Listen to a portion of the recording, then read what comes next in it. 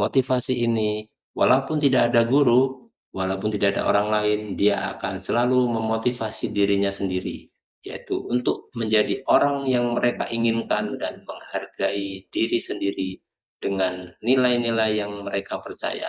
Contoh di sekolah nih, ada siswa yang eh, sering selalu berangkat tepat waktu.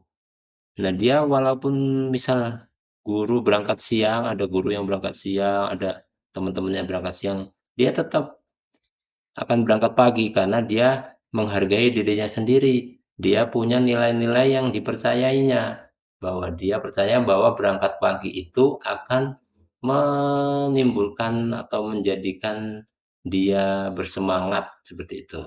Itu adalah motivasi internal atau motivasi intrinsik dari dalam dirinya. Nah, yang kedua, teori hukuman dan penghargaan.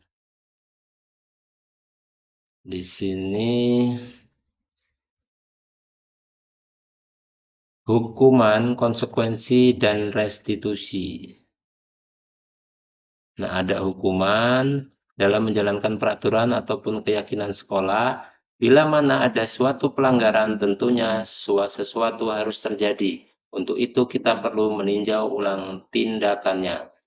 Penegakan peraturan atau keyakinan kelas atau sekolah kita selama ini. Tindakan terhadap suatu pelanggaran pada umumnya terbentuk hukuman atau konsekuensi. Nah, ini yang sering kita lakukan ya. Kalau ada tindakan yang melanggar, maka kita memberikan hukuman. Dalam model ini, akan diperkenalkan program disiplin positif yang dinamakan restitusi. Apa sih restitusi itu? Restitusi adalah proses menciptakan kondisi bagi murid untuk memperbaiki kesalahan mereka, sehingga mereka bisa kembali pada kelompok mereka dengan karakter yang lebih kuat. Nah, ini adalah tabel identitas yang gagal dan identitas yang sukses. Identitas yang gagal itu biasanya motivasinya itu motivasi karena hukuman ya. Sesuatu yang menyakitkan harus terjadi. Tidak nyaman untuk murid atau anak untuk jangka waktu panjang. Dan identitas sukses itu terdiri dari disiplin, yaitu dia berkonsekuensi. Sesuatu harus terjadi, tidak nyaman untuk murid atau anak untuk jangka waktu pendek. Nah, ini kalau yang konsekuensi ini nggak nyaman di jangka pendek ini. Terus yang restitusi, ini restitusi merupakan pilihan ya. Restitusi itu penyelesaian kasus dengan menguatkan untuk murid atau anak dalam jangka waktu panjang.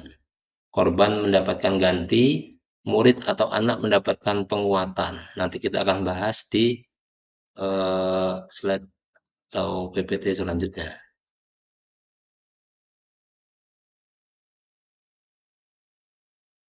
Ini banyak sekali materinya.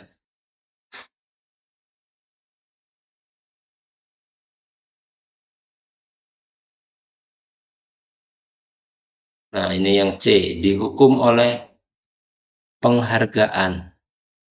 Ada kata-kata dari Alfie Kohn, saat kita berulang kali menjanjikan hadiah kepada anak-anak agar berperilaku bertanggung jawab atau kepada seseorang murid agar mempelajari sesuatu yang baru atau kepada seorang karyawan agar melakukan pekerjaan yang berkualitas, kita sedang berasumsi mereka tidak dapat melakukannya atau mereka tidak akan memilih untuk melakukannya.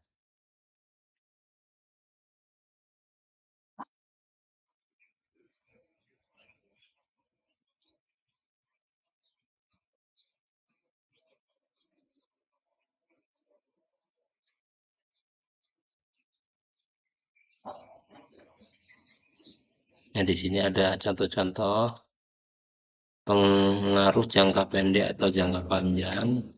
Ada penghargaan tidak efektif, ada lagi penghargaan yang merusak hubungan.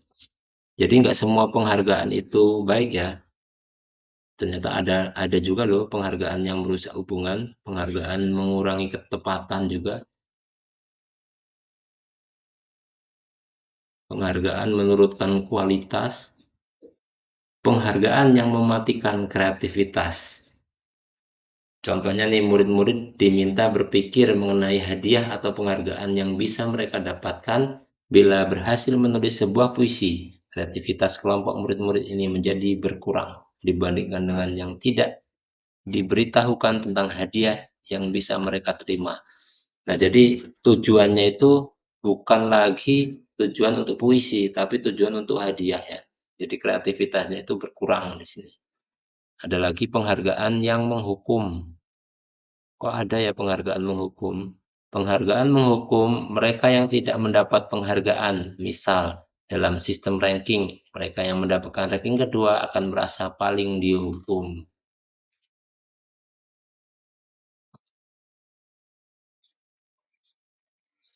Nah, ini motivasi dari dalam diri atau intrinsik. Saat seorang anak belajar untuk pertama kali menggabungkan huruf-huruf dan kata-kata, serta menyadari bahwa ia dapat membaca, timbul pijar di matanya dan sebuah senyuman di wajahnya. Anak tersebut begitu gembira bahwa ia telah mempelajari dan menguasai suatu keterampilan baru. Kesadaran akan kemampuan bahwa dia sudah dapat membaca sesungguhnya adalah merupakan sebuah penghargaan. Ini ada terakhir restitusi. Restitusi itu sebuah pendekatan untuk menciptakan disiplin positif. Jadi di sini kan yang kita bahas temanya disiplin positif. Nah, ini finalnya itu di restitusi. Restitusi itu adalah pemecahan masalah dengan cara eh, anak itu bisa menemukan masalahnya sendiri. Kalau dalam guru penggerak itu namanya coaching ya. Kalau yang gurunya itu sebagai coach, nah anaknya itu sebagai yang di coaching seperti itu.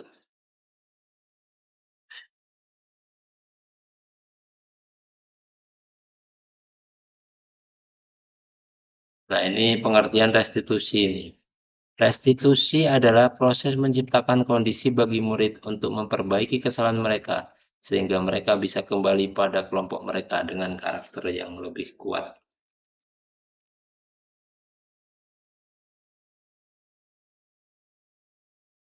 Nah, restitusi itu penting karena ciri-ciri restitusi, yaitu restitusi bukan untuk menebus kesalahan, namun untuk belajar dari kesalahan. Restitusi memperbaiki hubungan, dan restitusi adalah tawaran, bukan paksaan. Restitusi menuntun untuk melihat ke dalam, dan restitusi mencari kebutuhan dasar yang mendasari tindakan. Restitusi diri adalah cara yang paling baik. Ternyata ada juga restitusi diri. Dalam restitusi diri, murid belajar untuk mengubah kebiasaan dari kecenderungan untuk mengomentari orang lain menjadi mengomentari diri sendiri. Nah, ini juga biasanya ini yang sering ini ya, anak itu sering berkomentar, "Oh, itu si anu ternyata gini gini gini anaknya." Padahal dia tidak melakukan restitusi kepada dirinya. Harusnya dia introspeksi diri kalau bahasa ininya ya. Kalau restitusi diri itu introspeksi diri.